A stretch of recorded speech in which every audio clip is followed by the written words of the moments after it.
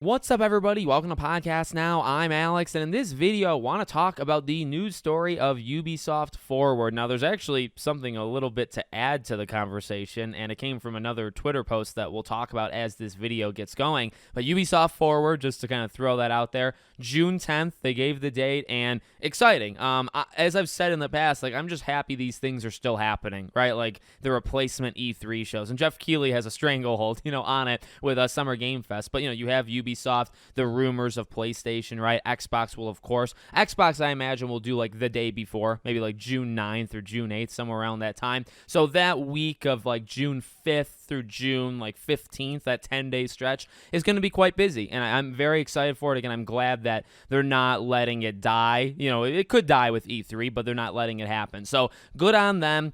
Now, in terms of what we could see, well, that's really what leads us to the next part for Splinter Cell, so I'll just leave that breadcrumb. But no, I think there's going to be two main elements to the show, amongst others. There'll be other things, but the two big things I would imagine is Assassin's Creed, right? Assassin's Creed Red, and then Star Wars Outlaws. Those would be the big two, and you got to show them, I would say, quite heavily, and you got to probably give a release date for both. Even, and I would argue controversially maybe, even if Assassin's Creed Red is not coming out in 2024, which I think it is. I think they're going to try to sneak it in, like Outlaws would be August or September, and then Assassin's Creed would be, you probably want to give it like a good month on its own, so maybe November, right? Assassin's Creed November, Star Wars Outlaws August, September. You have a big enough gap in between them. Ubisoft probably makes a lot of money, during the fall. I think it'll work. Even if the quality falters, I think they're going to make a lot of money kind of regardless. So I think that's going to be a big part of the show. But then I saw this tweet, and I don't know how to say this person's name, so Maro, hopefully I'm doing that right, NL.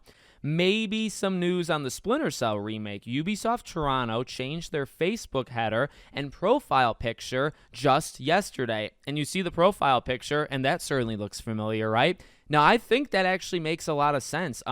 It depends, obviously, how Ubisoft wants to do it, but they have a game that's further out in Splinter Cell, and I've covered, Splinter Cell through its, the rumors of it to the announcement of it, and the last, I think, I'm trying to remember, just offhand here, I remember the leads being in a roundtable discussion. It was a developer diary, and I remember the ending of that video, them saying they're going dark. They're going dark for a while. They're going to work on the game, and they'll be back. And offhand, I don't remember how long that was, but it's got to be at least a year plus since they did that video. And you can call me if I'm wrong. Definitely, let me know in the comments. But it's been a long time, so I would not be shocked even for that, right? Even if this Ubisoft Toronto thing didn't happen, if I just told you about that roundtable thing, it's it's been enough time. It's absolutely been enough time. You know what it hasn't been enough time for? Prince of Persia Sands of Time remake. Okay, so if you're expecting that one, I don't think that would be there. But Splinter Cell, I feel like there would be enough to maybe do some sort of cinematic trailer and maybe show stuff on it, but I'll take the pessimistic view, less is more,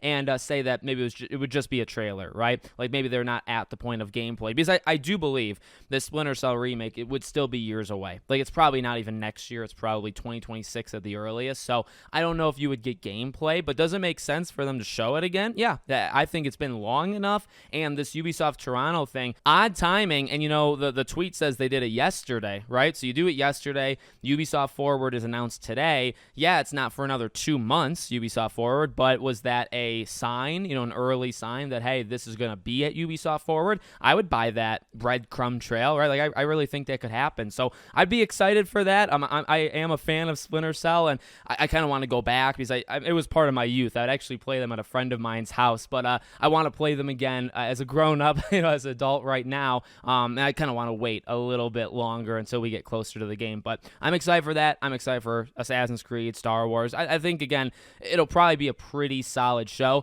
Ubisoft's definitely let me down in the past. They've had some horrendous shows, but they've also had some semi-decent ones. So it kind of depends on the year and what their focus is, right? Each year. So let me know what you guys think in the comments. Make sure you're subscribed to the channel, bell icon turned on. I hope to see you all on the next one.